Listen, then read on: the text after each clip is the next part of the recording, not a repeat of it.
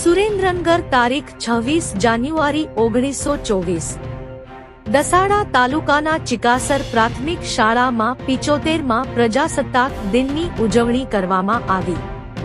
આજરોજ દસાડા તાલુકાના ચિકાસર પ્રાથમિક શાળામાં 75મા પ્રજાસત્તાક દિનની ઉજવણી કરવામાં આવી હતી।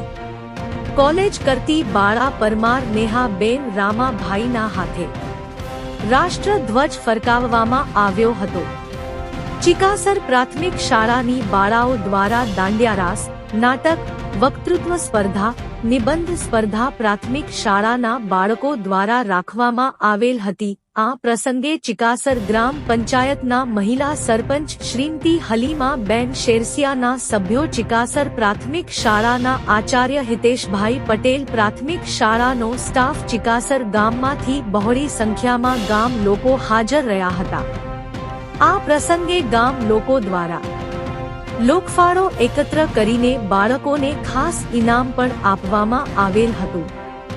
આ પ્રસંગે ચિકાસર પ્રાથમિક શાળાના મદદનીશ શિક્ષક શ્રી રફીકભાઈ કુરેશીએ પ્રાસંગિક ઉદ્બોધન કર્યું હતું। રિપોર્ટર અહેમદ વડગામા, ચિકાસર।